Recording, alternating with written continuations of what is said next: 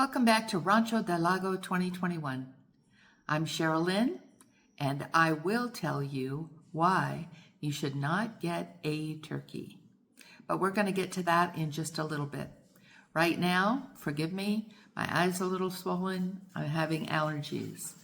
And I got a pain in my back from bending over sideways and doing something I wasn't supposed to. But we'll get through this today. So what are we going to do first? We're going to go look outside. I'm going to show you a little corner of the house where I am starting to paint some murals. We recently had the house painted white. That's another whole story why, and we'll get to that in a future video. But I want the house to be a little bit more welcoming, a little bit more personalized. And since I am an artist, I will do some little murals, just little things. We'll walk then a little bit more through the garden. I'll point a couple of things out to you before we arrive at the turkeys. And then I'll tell you a little bit about our turkeys. After that, I have a surprise, and you'll be joining me in the kitchen for that one. So let's go on outside and get this visit rolling.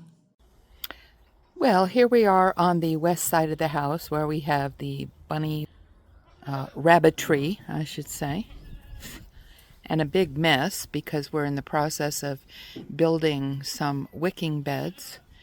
And way over there is where the little turkey yard is. We'll go over there in just a minute.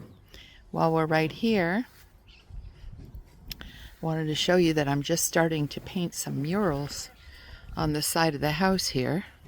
So it'd be like a little purple wisteria kind of thing. And then over on the corner here, I've got some potted palms. That's just the very beginning. I've got a lot more to do. It's not going to be solid mural, but I'm going to have little things here and there. Okay, we're going to walk over to the turkeys now.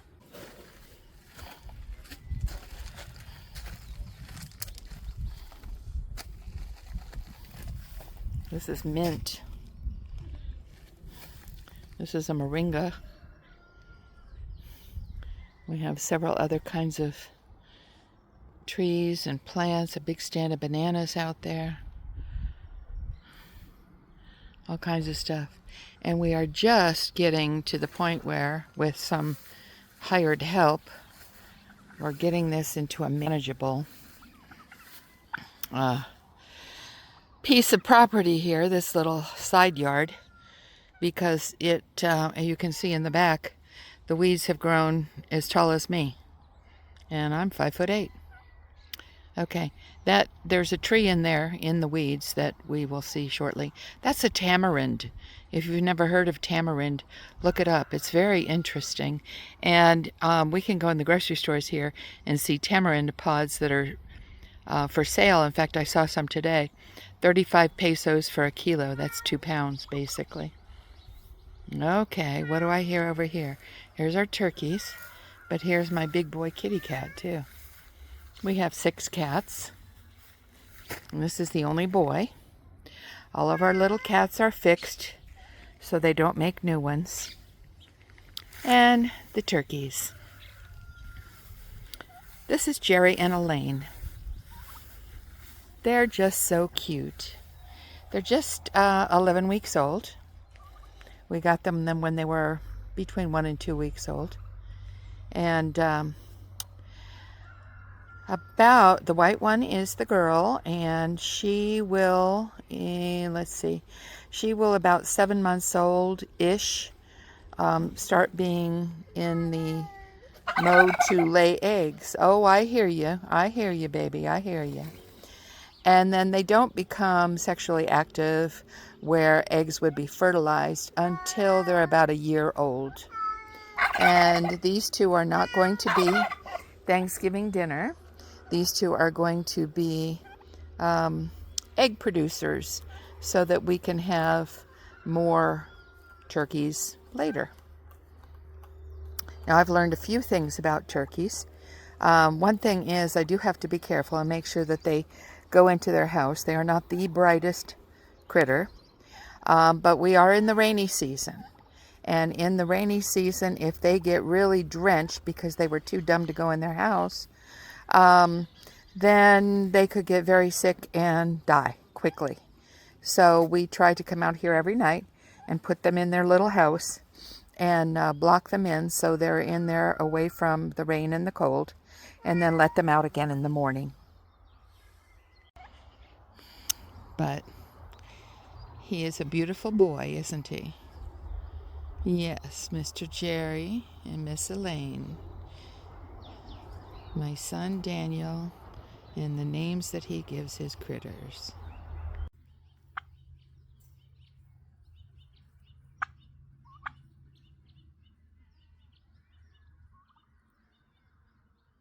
To wrap up the turkey segment, you don't get just a turkey, you get at least a pair of turkeys. They're social, they love each other, and they're a lot of fun. So if you have the space, don't hesitate. We'll check in with the turkeys from time to time to see how they're growing. Now you get to join me in the kitchen and we're going to make brownies. Come on. Okay, here we are in my kitchen and we're going to make early morning brownies. We sell all kinds of things that we make here at home at a couple of venues in town. One of the things that's very popular is my brownies. So I'm going to show you this morning my recipe. Now, I've got things measured out. I've already got a few things in the pan. We're going to turn this on, actually. It's a very low flame because all I want to do is melt the butters and the chocolate chips, which I already have here in the pan. Now, just so you know, there's 113 grams of butter, which is basically a stick of butter on U.S. standards. The reason I say that is because here in Mexico, the sticks of butter are smaller, so you do need to weigh your butter and make sure you've got the right amount. Now, once that is melted, and we'll watch that melt in just a minute, I just want to let you know what the other ingredients are. There is a half a cup of chocolate chips and the 113 grams of butter in here melting together. Then we have here in the sugar, we have 1/3 cup of brown sugar underneath the white sugar. I just put it all in 1 cup to make it easy, but just so you remember, 1/3 of this is brown. It could be light brown or dark brown, doesn't matter. And the rest of the cup here is white sugar. We have 1/3 cup of cocoa. We have a generous 1/2 cup of regular all-purpose flour. And the reason for the generous is because here in Mexico, where I'm located at this altitude of 5,000 feet, I need a little bit more flour in there to make it the right consistency. Now, this, I've already poured a little vegetable oil in here, and I'll rub it around in a minute. This is a 8x8 silicone pan. I set it inside of another pan because the bottom of this is soft, and I want it to have support while it's cooking the brownies. So, and then we have salt, and then we have vanilla, and we have some eggs. These two are duck eggs. This is a chicken egg. I'm going to use the duck eggs today. That's where we are right now. Let's see how this is melting.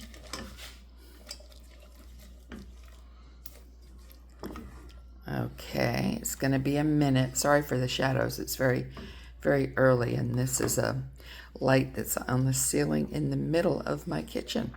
So, okay, I'm going to keep stirring this and be right back. Okay, this is beautifully melted now. So the next thing I do is add the sugars. You see there's the brown sugar. And once this is all stirred in, I will add the eggs.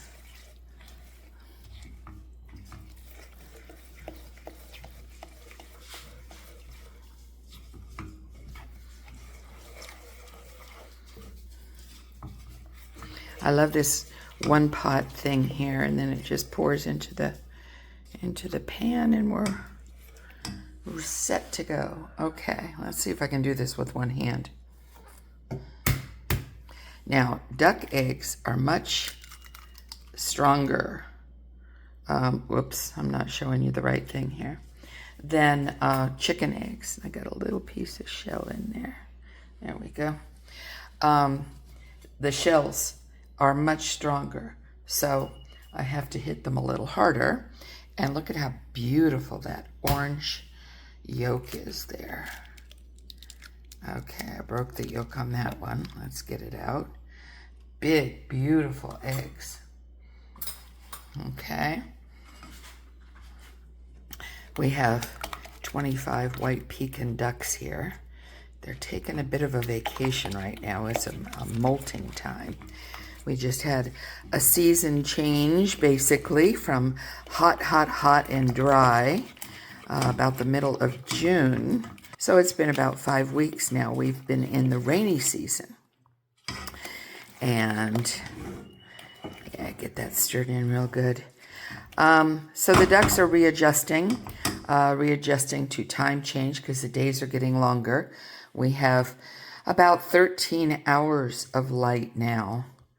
It doesn't go much less than that because where we're located, it's not too far from the equator. Okay, now I'm going to add the cocoa, 1/3 cup of cocoa, regular Hershey's cocoa, and the generous 1/2 cup of flour, and a little bit of vanilla, and a little bit of salt. I am told that the salt helps bring out the sweetness, and that's fine with me. Okay, then I just stir these all up. This is such an easy recipe, and everybody just loves it. It does not make cake like brownies. It makes thinner, chewy brownies, really chocolatey, with the chocolate chips and the cocoa and the brown sugar in there. Yeah, it's good. I always run out when I'm selling these. Now, a couple other things I make that we sell when we have an abundance of eggs, which when the 24 duck hens are laying abundantly, I usually get almost 2 dozen eggs a day. And so we have enough eggs to sell eggs, which here we sell them about 10 pesos an egg, and that translates to Canadian or American in whatever the current exchange is. When I moved here, it was like 20 pesos per dollar, which was such easy math for the brain on the run. Now it's between 17 and 18, but looks like it's starting to come back up in our favor, not sadly in the favor of the Mexicans. But nonetheless, okay, so we're good and stirred in here. Okay, the next thing I'm going to do, which I need 2 hands for, is to pour this into the mold, into the pan, which I will do in just a minute and then come right back.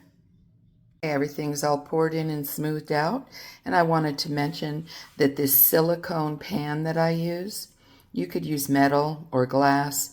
I would put parchment paper in it if you do, because then it makes it easier to get out. But this wonderful pan I just absolutely love.